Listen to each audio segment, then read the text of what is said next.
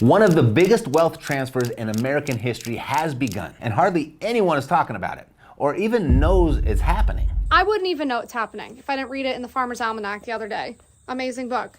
I was on page 2, and they start talking about how 24 trillion in farming assets, farmland, barns, equipment is going to transfer hands over the next 20 years. This short video by Alexandra Fasulo, it sent me down a rabbit hole, and it turns out she's only scratching the surface about this huge wealth transfer. I mean, this will shock you. First thing, the average American farmer is pushing 60 years old. These hardworking people, they're exhausted, and many can't keep up with the physical demands of running a farm anymore. Simply, they're ready to retire. Now, you might think, well, hey, they'll just pass it on to their kids, right? Well, turns out that most of their kids don't want the farms. So, all this farmland is about to hit the market. And here's where it gets scary. It would be far better for regular people like you, Alexandra, and me to buy this land. But that's not what's happening.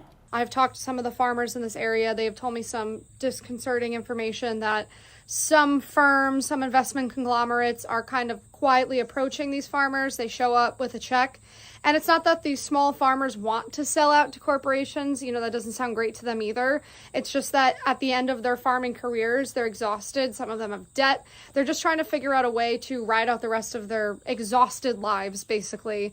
And these firms are snatching up American farmland right underneath our noses. These small farmers, they don't want to sell to corporations. I mean, it goes against everything that they believe in. But here's where it gets really interesting. As I dug deeper into this wealth transfer, I uncovered something that's gonna blow your mind. It's not just corporations that we have to worry about. There are individuals and foreign countries making even more aggressive moves. And although Bill Gates and China, they steal the headlines these days when it comes to the great land grab, they are not the ones you should be concerned about. For example, Bill Gates has acquired in recent years 269,000 acres of farmland across 18 states. That's larger than New York City. But it's small potatoes when you consider Ted Turner, the founder of CNN. He owns 2 million acres. That's more than the entire state of Delaware. He's got massive ranches spread across 7 states. And then there's John Malone, the cable TV mogul. He owns even more than Turner, 2.2 million acres. His empire, it stretches from Maine all the way to New Mexico, making him the largest private landowner in the US. And then there's the Emerson family, the owners of Sierra Pacific Industries. In 2021, they became the owners of more private land than any other family in America, with 2.4 million acres across California and Washington. 3 names most people have never heard of dwarf the holdings of Gates. But who owns the rest? Well, it's not China. Surprisingly, Chinese investors own less than 1% of all foreign-held U.S. agricultural land. In fact, China ranks 18th among foreign owners of U.S. farmland. 18th! I mean, not even close to what we've been led to believe. I mean, so much so that it makes you wonder why, doesn't it? So who's really buying up America's heartland? Well, you'll be surprised to learn that it's our friendly neighbor to the north, Canada. They top the list, followed by the Netherlands, and then Italy, and then the United Kingdom. I mean, who knew? China really isn't even in the game. But hold on, because this is only the beginning of this massive wealth transfer. Because here are 5 more emerging trends that will make you question everything you thought you knew about how money is moving in society. The first one, the great generational handover. I mean, imagine $68 trillion. That's more than 3 times the entire US federal budget, changing hands in just 25 years. That's exactly what's happening as the baby boomers are passing along their wealth to their children. It's the largest wealth transfer ever, and it's happening right now. But it's not even remotely evenly distributed. I mean, some families will inherit fortunes, while others, most, will be left with nothing but memories. Number 2, the Biotech Billionaire boom. Remember when we thought tech moguls were the only new billionaires on the block? Well, the healthcare and biotech industry just said, hold my beaker. The COVID-19 pandemic turbocharged this trend. Vaccine developers and biotech investors saw their net worth skyrocket almost overnight. But it raises an uncomfortable question. As life-saving innovations make some people unfathomably rich, are we creating a new class of health oligarchs who call the shots in society? Number 3, the pandemic paradox. I mean, picture this. While millions were losing their jobs and struggling to pay rent, the world's billionaires were having their best year ever. I mean, in just 9 months during the pandemic, their collective wealth swelled by $3.9 trillion. I mean, how is this possible? Some point to massive government stimulus and low interest rates, which disproportionately benefited those with significant market investments. Was it a coincidence or was it planned? Number 4, the great real estate reshuffle. I mean, remember when buying a house was part of the American dream? Well, that dream is getting a major rewrite. Institutional investors are snatching up residential properties left and right, turning would-be homeowners into permanent renters. Add to this a growing population, both US and foreign-born, stagnant wages, and a housing shortage, and you've got a recipe for a housing crisis that's reshaping the very fabric of our communities. And then number 5, the skills gap. You know, once upon a time, learning a trade was a ticket to the middle class. Now, the game has changed dramatically. As traditional blue-collar jobs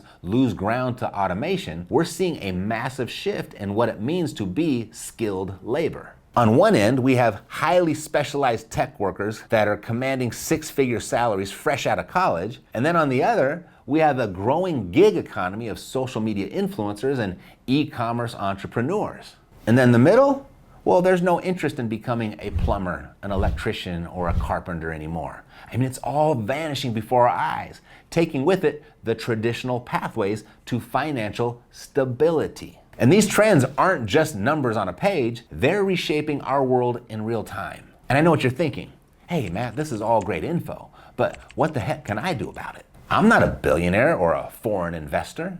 My parents, they've got nothing to leave me, and I don't know a biotech breakthrough that's about to explode from a Star Trek episode.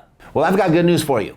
There are ways for the average person, even if you feel like you're starting from behind or don't have any special advantages, to ride this wave of this wealth transfer.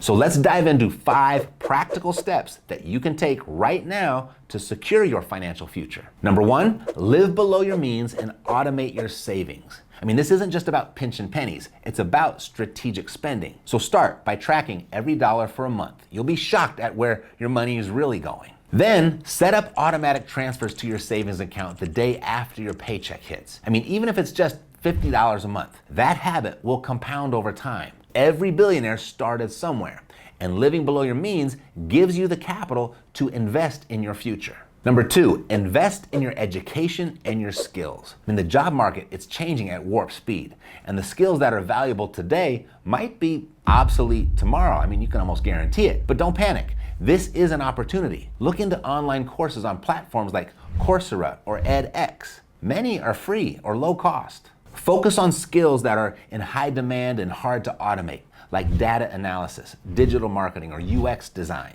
Even better, see if your employer offers tuition reimbursement. You're not just learning, you're increasing your earning potential exponentially. Number 3, build multiple income streams. I mean, gone are the days when a single job could support a family. The wealthy know that diversification, that's key. So start a side hustle based on your passions or your skills. If you love photography, sell prints online. You're good at writing? Offer freelance services on platforms like Upwork. Create an online course teaching something that you're knowledgeable about. Every extra dollar you earn is a dollar that can be invested in your future. And who knows, your side hustle today could be your main gig tomorrow. Number 4, explore real estate investments. I mean, you don't need millions to get into real estate. Start small with real estate investment trusts, for example. These are like mutual funds for real estate, allowing you to invest in property portfolios with as little as $500. Or look into buying a small home using an FHA loan where you only need a 3.5% down payment. That can be as little as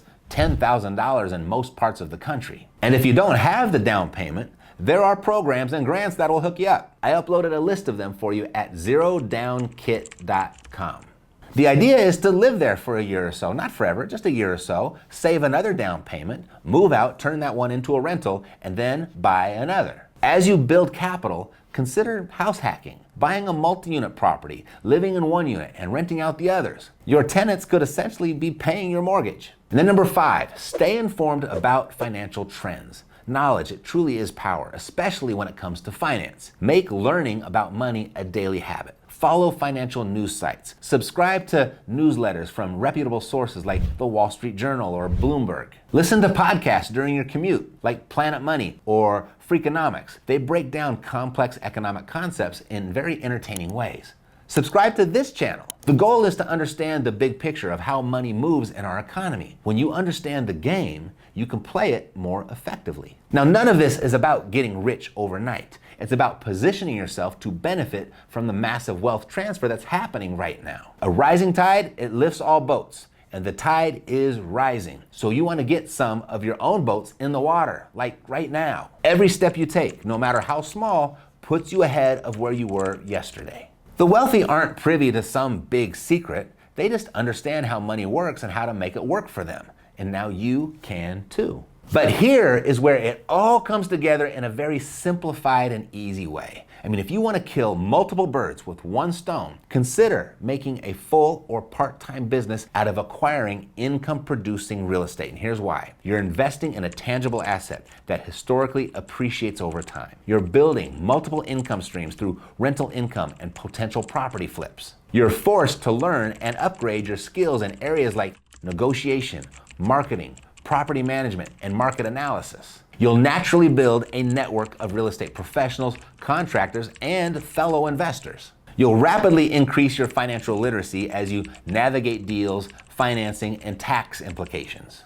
As you build your real estate portfolio, you're creating a tangible legacy that can be passed down to future generations. The sole act of investing in real estate, it checks a lot of boxes with regard to what's important, positioning yourself for the biggest wealth transfer that's happening right now. You don't need to be great to start, but you do need to start to be great. Even a small property or a piece of land can be your entry point to ride this wave.